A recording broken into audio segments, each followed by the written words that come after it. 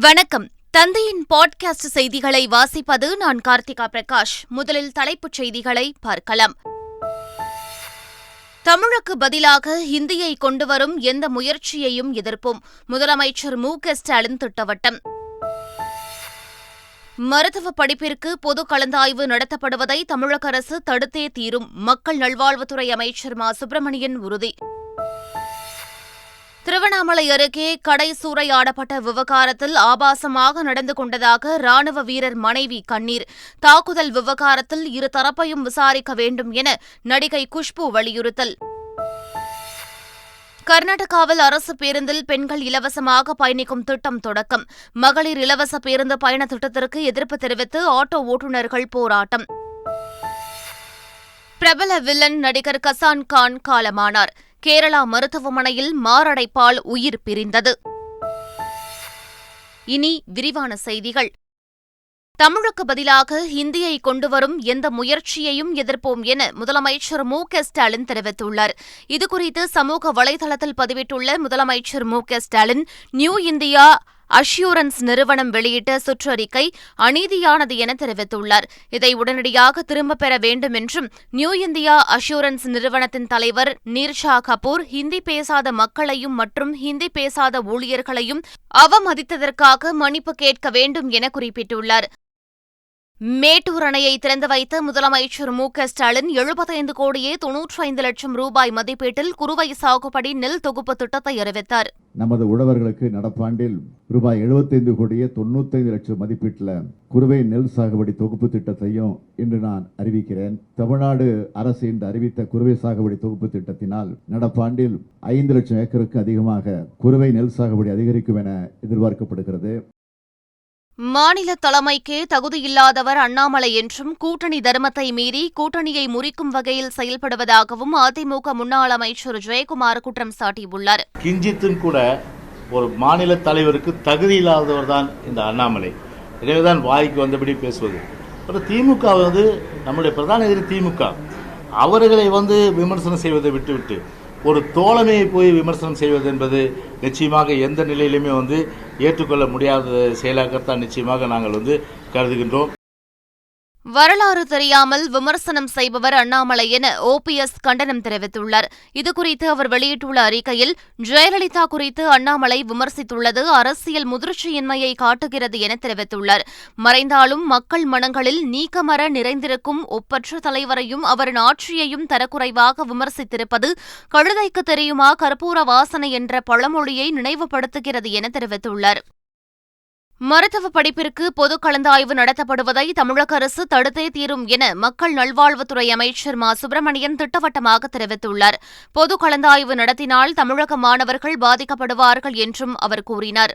எப்படியாக இருந்தாலும் மாண்புமிகு தமிழ்நாட்டின் முதலமைச்சர் அவர்கள் பொது கலந்தாய்வை தமிழகத்தில் அனுமதிக்க மாட்டார்.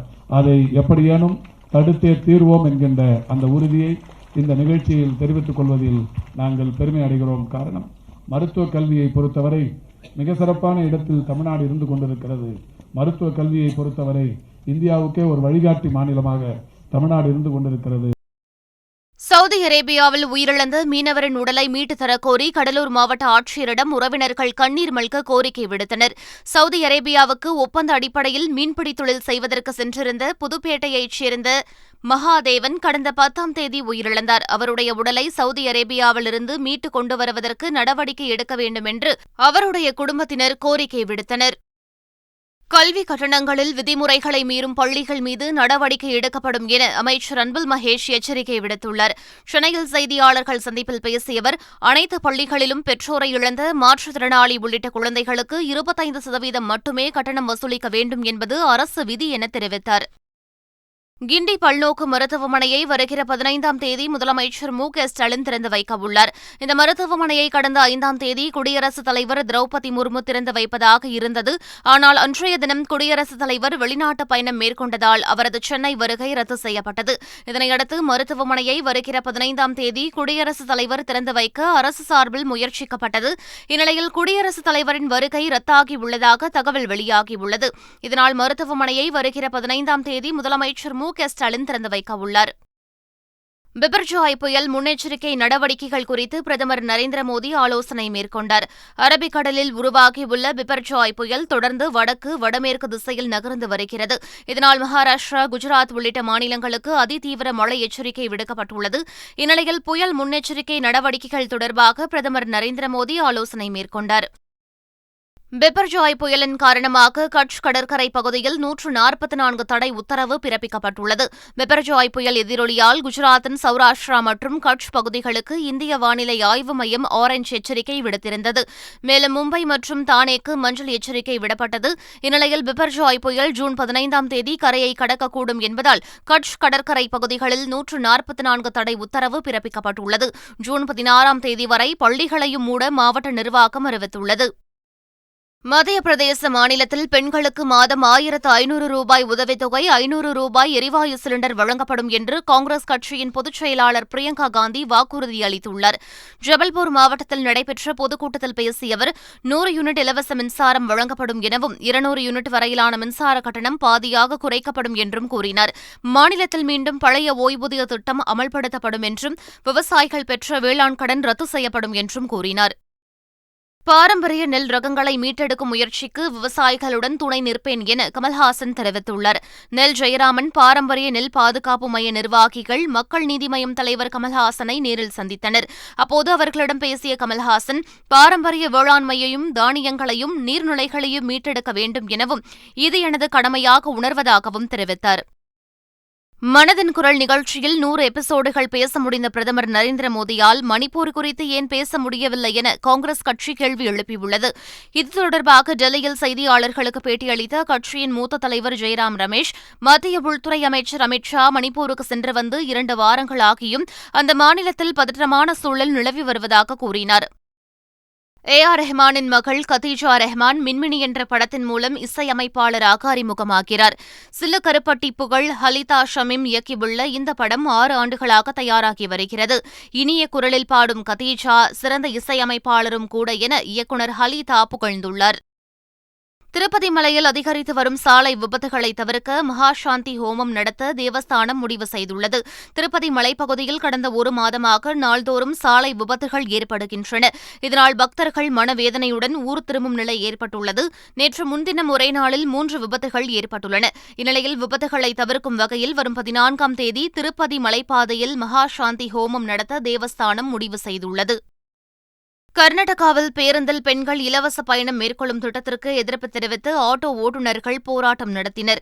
கர்நாடகாவில் காங்கிரஸ் ஆட்சி அமைத்ததை தொடர்ந்து அக்கட்சியின் வாக்குறுதியான பெண்களுக்கு இலவச பேருந்து பயணம் திட்டம் செயல்படுத்தப்பட்டது.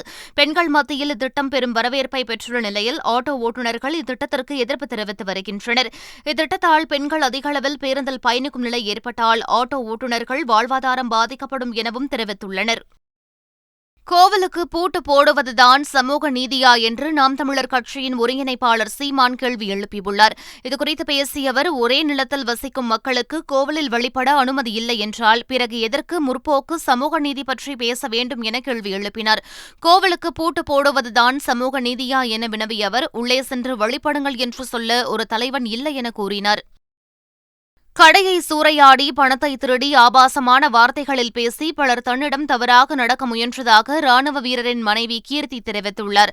திருவண்ணாமலை மாவட்டம் கலசப்பாக்கம் தொகுதி படவேடு பகுதியைச் சேர்ந்தவர் கீர்த்தி.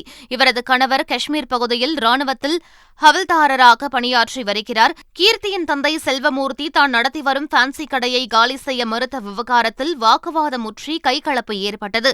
இதுகுறித்து ராணுவ வீரர் பிரபாகரன் அனுப்பிய வீடியோ வைரலானது. இந்நிலையில் ராணுவ வீரர் மனைவி கீர்த்தி வேலூர் அடுக்கம்பாறை அரசு மருத்துவமனையில் சிகிச்சைக்காக அனுமதிக்கப்பட்டுள்ளார். ராணுவ வீரரின் மனைவி தாக்கப்பட்ட விவகாரம் தொடர்பாக தமிழக காவல்துறை உரிய நடவடிக்கை எடுக்கவில்லை என்றும் இருதரப்பு ஆதாரங்களையும் பார்க்க வேண்டும் என பாஜக தேசிய செயற்குழு உறுப்பினர் குஷ்பு புகார் தெரிவித்துள்ளார். ஒரு பெண் ஹாஸ்பிட்டல் இருக்கும்போது மானமங்கம் பண்ணியிருக்காங்கன்னு சொல்லியிருக்கிறாங்க, அடிச்சு உதைச்சிருக்காங்கன்னா சொல்லியிருக்கிறாங்க. ஒரு பெண் பத்திரிகையாளர்கள்கிட்ட அவங்க அடிப்பட்ட விஷயங்கள் அந்த வயிற்றுலையும் மார்பிலையும் அடிபட்டிருக்கு, அந்த மார்க்கெல்லாம் காமிச்சிருக்காங்க. அப்படி இருக்கும்போது எங்களுக்கு அந்த விசாரணை தான் இருக்கு. மீதி போலீஸ் இன்வெஸ்டிகேஷன்ல நாங்க தலையிடல. தவறு யார் பண்ணியிருந்தாலும், அவர் 2 பக்கத்துல யார் தவறு பண்ணியிருந்தாலும் அவங்களுக்கு அந்த தண்டனை கொடுக்கணும். கமல்ஹாசனின் 233வது படத்தை வினோத் இயக்குவது கிட்டத்தட்ட உறுதியானதாக சினிமா வட்டாரங்கள் தகவல் வெளியிட்டு வருகின்றன. நெல் ஜெயராமன் பாரம்பரிய நெல் பாதுகாப்பு மைய உறுப்பினர்களை கமல்ஹாசன் சந்தித்தபோது இயக்குநர் வினோத் உடன் இருந்தார். இந்த புகைப்படங்களை பகிர்ந்து வரும் சினிமா வட்டாரங்கள் கமலின் அடுத்த படத்தை வினோத் இயக்குவது உறுதியாகிவிட்டதாகவும் விவசாயம் சார்ந்த அரசியல் படமாக இது இருக்கலாம் எனவும் சினிமா வட்டாரங்கள் தெரிவித்து வருகின்றன. சென்னையில் தொடங்க இருக்கும் ஸ்குவாஷ் உலகக்கோப்பை தொடருக்கான கோப்பையை தமிழக விளையாட்டுத்துறை அமைச்சர் உதயநிதி ஸ்டாலின் அறிமுகப்படுத்தினார். ஸ்குவாஷ் உலகக்கோப்பை தொடர் சென்னை ராயப்பேட்டையில் உள்ள எக்ஸ்பிரஸ் அவென்யூ வணிக வளாகத்தில் தொடங்கி வரும் 17ஆம் தேதி வரை நடைபெறவுள்ளது. இதில் 8 நாடுகளைச் சேர்ந்த 32 வீரர் வீராங்கனைகள் பங்கேற்க உள்ளனர். இதன் தொடக்க நிகழ்ச்சியில் கலந்து கொண்ட அமைச்சர் உதயநிதி ஸ்டாலின் ராக்கெட் வடிவிலான கோப்பையை அறிமுகம் செய்து வைத்தார். தொடர்ந்து பல்வேறு கலை நிகழ்ச்சிகள் நடைபெற்றன. இந்திய மல்யுத்த கூட்டமைப்புக்கான தேர்தல் வரும் ஜூலை 4ஆம் தேதி நடைபெறும் என இந்திய ஒலிம்பிக் சங்கம் அறிவித்துள்ளது. ஜம்மு காஷ்மீர் உயர்நீதிமன்ற முன்னாள் தலைமை நீதிபதி மகேஷ் மித்தல் குமாரை தேர்தல் நடத்தும் அதிகாரியாக ஒலிம்பிக் சங்கம் நியமித்தது குறிப்பிடத்தக்கது.